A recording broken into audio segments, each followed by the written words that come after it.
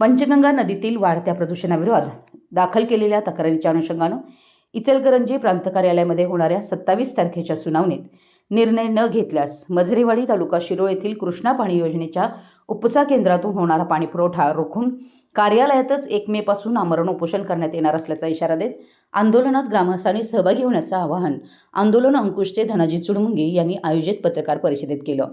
दरम्यान आमदार राजेंद्र पाटील यड्रावकर यांनी विधानसभेत हा तारांकित प्रश्न मांडू असं आश्वासन दिलं होतं, ते अद्यापही पूर्ण झालं नाही। यापुढे आमचं आंदोलन तीव्र होईल असा इशारा विश्वास बालिघाटे यांनी दिलाय। पत्रकार परिषदेत पुढे बोलताना चुडमुंगे म्हणाले की पंचगंगा नदी प्रदूषित करणाऱ्या घटकांवर कारवाई व्हावी यासाठी वारंवार मोर्चे, आंदोलनं तसेच निवेदनं देण्यात आली आहेत। काही ठिकाणी काळ्या ओढ्याचा प्रवाह रोखण्यासाठी भराव टाकून तो अडवण्याचाही प्रयत्न करण्यात आला, तर इचलकरंजी शहरातील सांडपाणी प्रक्रिया करून त्याचा पुनर्वापर करण्याची जबाबदारी यंत्रणांकडून पार पाडली जात नसल्याचा आरोप करत पंचगंगा नदीवर अवलंबून असणाऱ्या गावांचे पिण्याचे पाणी, शेती, जनावरांचं पाणी, मासेमारी तसेच एकूणच पर्यावरणावर गंभीर परिणाम होत असल्याचं त्यांनी सांगितलं।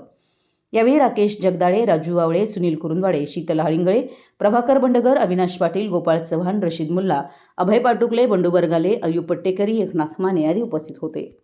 मराठी एस न्यूजसाठी कुरुंदवाडहून संदीप पडे।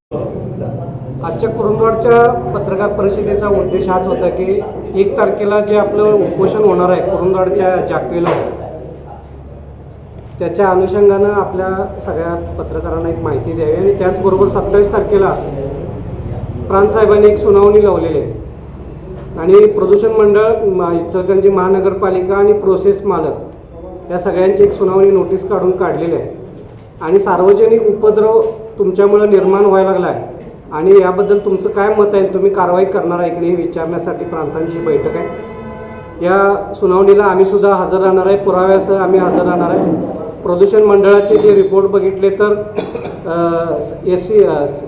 STP असेल इचलकरंजी नगरपालिकेचा किंवा CETP असेल हा प्रोसेसवाल्यांचा, दोन्हीचे रिपोर्ट हे फेल आहेत आणि तरी प्रदूषण मंडळ त्यावर कारवाई करत नाही।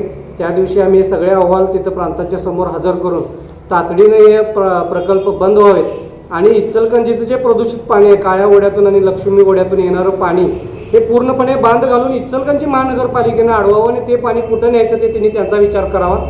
जोपर्यंत ते इचलकरंजीचे पाणी पंचगंगा नदीमध्ये बंद होत नाही येणारं तोपर्यंत आम्ही कुरुंदवाडमधून त्यांना शुद्ध पाणी देणार नाही अशी आमची भूमिका आहे आणि हे इचलकरंजीला टार्गेट करणारं आंदोलन नसून हे आमच्या हक्कासाठी आहे, कारण स्वच्छ पाणी मिळणं इथल्या 11 गावांची ही मूलभूत गरज आहे आणि आमच्या हक्कासाठी आम्ही 1 तारखेचं आंदोलन करणार आहे। प्रांतांनी मध्यस्थी करून यामध्ये तातडीनं मार्ग काढावा। खासदारांनी दोन्ही मतदारसंघाचं प्रतिनिधित्व करतात, त्यांनी इथं समन्वय घडवून इथं आंदोलन होऊ नये अशी भूमिका घ्यावी आणि पंचगंगा नदीमध्ये प्रदूषित पाणी येऊ नये अशी भूमिका त्यांनी घ्यावी आणि शिरोळ तालुक्याच्या आमदारांनी सुद्धा 1 तारखेच्या आंदोलनाला यावं असं माझं त्यांना जाहीर आवाहन आहे।